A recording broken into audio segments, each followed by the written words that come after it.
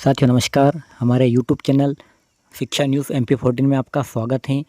आज के इस वीडियो में हम बात करेंगे कि अतिथि शिक्षकों की जो KYC से संबंधित समस्या है उसको कैसे सॉल्व किया जाए।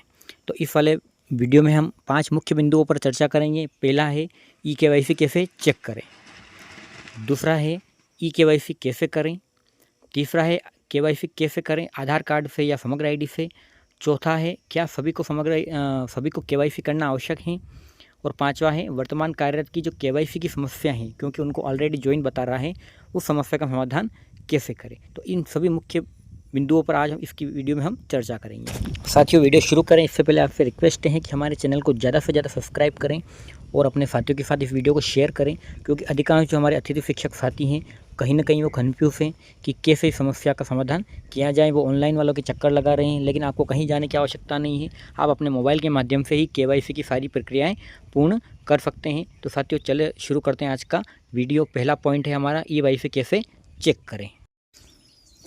सबसे पहले हमको सर्च कर लेना है क्रोम में जाकर GFMS पोर्टल। जैसे ही हम GFMS पोर्टल पर आते हैं पहली वाली वेबसाइट पर जाना है और यहाँ आकर हमको कुछ इस प्रकार का इंटरफेस नज़र आएगा, guest faculty portal management system. तो इस पर हमको यहाँ पर जो राइट में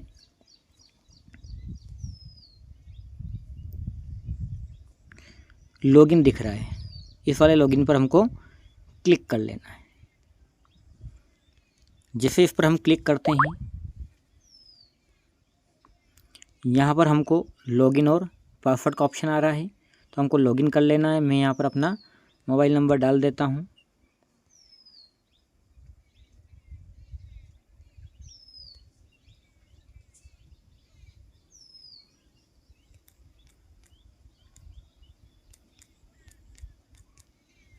इसके बाद में पासवर्ड डाल देता हूँ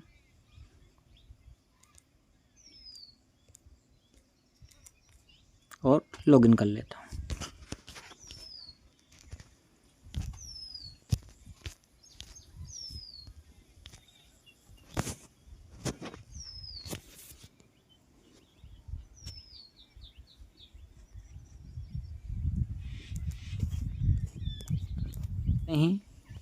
यहाँ पर नाम लिखा हुआ आ जाएगा जिससे लॉगिन किया गया है। अब यहाँ पे साथियों ये ध्यान रखना है कि यहाँ पर ये जो निशान आ रहा है 3 लाइन का, इस पर क्लिक कर लेना है। जैसे हम क्लिक करेंगे हमारे सामने कुछ ऑप्शन ओपन हो जाएंगे। चेक स्टेटस वाला, मतलब आपका वेरिफिकेशन है या नहीं इसको चेक कर सकते हैं। KYC वाला, अनुभव प्रमाण पत्र, अपडेट क्वालिफिकेशन, और भी नीचे TET qualification, print application, unlock application, और अंत में आखिरी ज्वाइनिंग ट्रस्ट वाला है, काउंसलिंग वाला है। तो हमको अभी यहाँ पर ये जो KYC वाला ऑप्शन हमको दिख रहा है इस पर क्लिक करना है। जैसे हम इस पर क्लिक करेंगे एक नया ऑप्शन खुलेगा, आधार KYC, मतलब हमको आधार से KYC करना है। जैसे हम इस पर क्लिक कर लेते हैं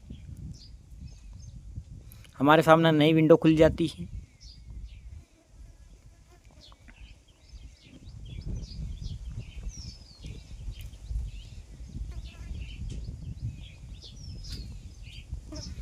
अब यहाँ पर हमारे सामने 2 ऑप्शन ओपन आ जाते हैं, ठीक है, इस प्रकार की। इनको हम जैसे ही क्लिक करते हैं 2 प्रकार के ऑप्शन आते हैं।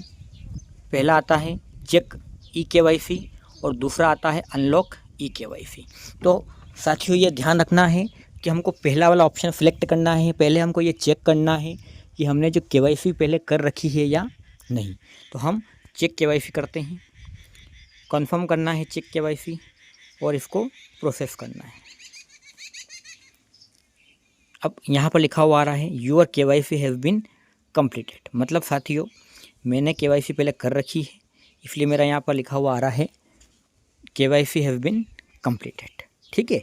लेकिन अब ये तो उन साथियों के लिए है जिन्होंने KYC पहले से कर रखी है, लेकिन जिन साथियों की KYC नहीं है उन्हें क्या करना है वो हम आगे की वीडियो में जानेंगे। इससे पहले आपको अगर वीडियो अच्छा लग रहा हो, वीडियो आपके लिए हेल्पफुल हो, तो हमारे चैनल को ज़्यादा से ज़्यादा सब्सक्राइब करें और वीडियो को शेयर करें।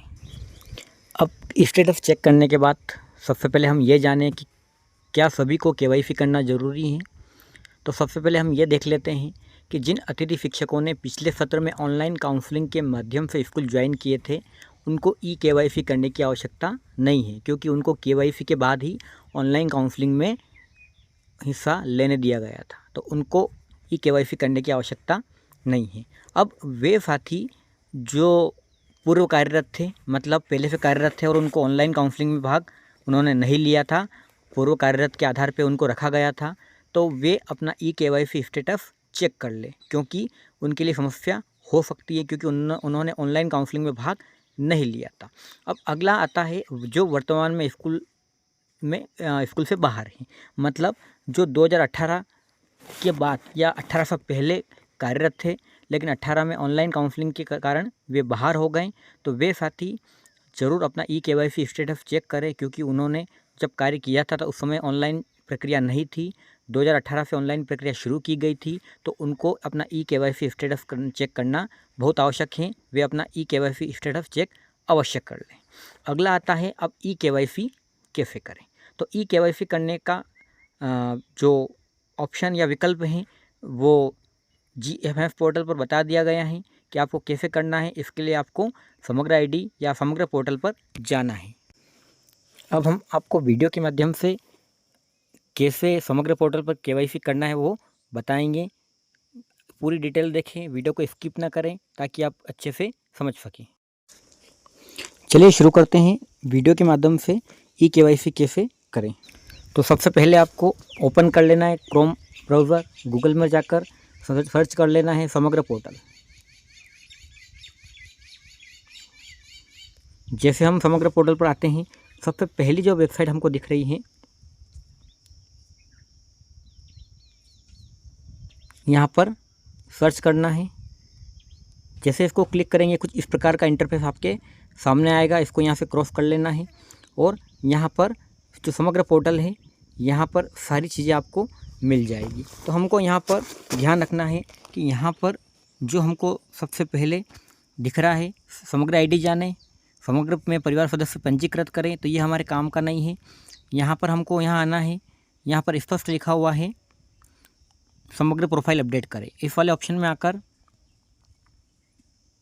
हमको यहाँ पर नीचे आना है और यहाँ पर केवाईसी का ऑप्शन शो हो रहा, ब्लिंक कर रहा है केवाईसी। हम जैसे इसको क्लिक करेंगे, हमारे सामने कुछ एक नई विंडो ओपन होगी इस प्रकार की, और यहाँ स्पष्ट लिखा हुआ है अपने आधार को अपनी समग्र ID से लिंक करें। ठीक है, अब यहाँ पर अलग अलग ऑप्शन दिए गए हैं जिनके माध्यम से हम कर सकते हैं। पहला है आधार केवाईसी प्रारंभ करने से पहले आपको आपके मोबाइल नंबर पर भेजे गए OTP के माध्यम से प्रमाणित किया जाएगा। OTP आपके नीचे आपके द्वारा उपलब्ध कराए गए मोबाइल नंबर पर भेजा जाएगा जो आधार से लिंक नंबर है। और तीसरा है प्रमाणीकरण के बाद ही आपको आधार केवाईसी प्रारंभ करने की अनुमति दी जाएगी। तो हम आगे आते हैं और यहाँ पर हमको करना है प्रविष्ट सदस्य का समग्र ID प्रविष्ट करना है। ठीक है, तो हम जैसे ही अब हमको उस सदस्य का समग्र ID चाहिए जिसका हमको आधार केवाईसी करना है। तो अब इसके लिए या तो आपको अगर समग्र ID जो 11 अंक का होता है याद है, तो उससे आप समग्र ID सीधे डालकर प्रोसेस कर सकते हैं। यदि आपके पास समग्र ID नहीं है तो उसको निकालने के लिए बहुत आसान तरीका है, हमको वापस से बैक आना है। जैसे हम बैक आते हैं, हमारे यहाँ पर समग्र ID जाने ऑप्शन आता है। समग्र ID वाले ऑप्शन में जैसे जाने इस ऑप्शन में आते हैं, तो इसमें आकर हमको नीचे आना है। आप अलग अलग तरीके से समग्र ID को जान सकते हैं। समग्र परिवार सदस्य ID, मतलब यदि आपके पास परिवार ID है तो उससे जान सकते हैं, फैमिली ID से। यदि आपके पास किसी अन्य सदस्य का ID है आपके परिवार का, उससे जान सकते हैं, या आप मोबाइल नंबर से जान सकते हैं। ये सबसे आसान तरीका है, मोबाइल नंबर डालकर आप समग्र ID जान सकते हैं। तो हम इसको क्लिक करते हैं। जैसे हम इसको क्लिक करते हैं, हमको यहाँ पर मोबाइल नंबर डालने का ऑप्शन आ जाएगा। साथियों, केवाईसी में ध्यान रखें कि आपका जो आधार नंबर है आपके मोबाइल नंबर से लिंक होना बहुत आवश्यक है, क्योंकि जब तक OTP नहीं आएगा तब तक आपको समग्र ID का जो केवाईसी है वो करने की अनुमति नहीं होगी। ठीक है, तो आपका जो आधार नंबर है वो मोबाइल नंबर से लिंक होना चाहिए। अब हम यहाँ पर सबसे पहले मोबाइल नंबर डाल देते हैं।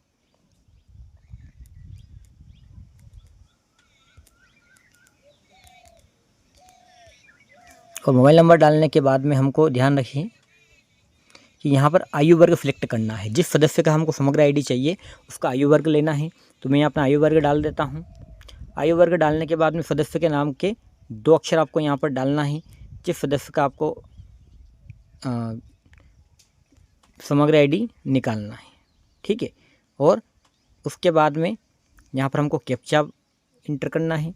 साथियों, कैप्चा डालने में ध्यान रखें कि यदि लेटर स्मॉल है तो स्मॉल ही डालें और कैपिटल है तो कैपिटल ही डालें, नहीं तो कैप्चा रॉन्ग बता देगा। उसके बाद में हमको देखिए पर क्लिक करना। अब इसके बाद में यहाँ पर सदस्य की पूरी जानकारी आ जाएगी।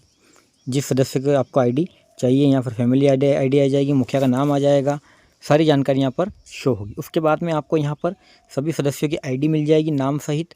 तो आपको यहाँ से आईडी को सीधा कॉपी कर लेना है, ठीक है। और कॉपी करके वापस से बैक आना है और बैक आने के बाद में आपको फिर वहीं पर आना है जहाँ पर हमने पहले ई-केवाईसी के लिए ऑप्शन चुना था।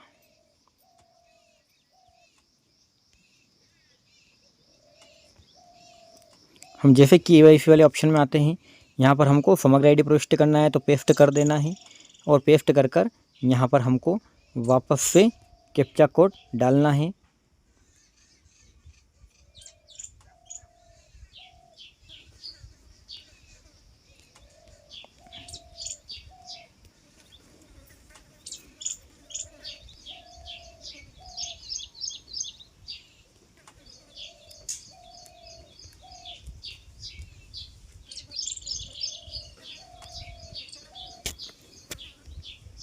अब यहाँ पर साथियों एक पॉपअप शो हो रहा है, देख सकते हैं आप। आपका आधार सत्यापित है एवं आपके समग्र आईडी में लिंक है। यदि आपके द्वारा अपने आधार डाटा में कोई संशोधन करवाया गया है तभी पुनः ई-केवाईसी करें, अन्यथा पुनः ई-केवाईसी की आवश्यकता नहीं है।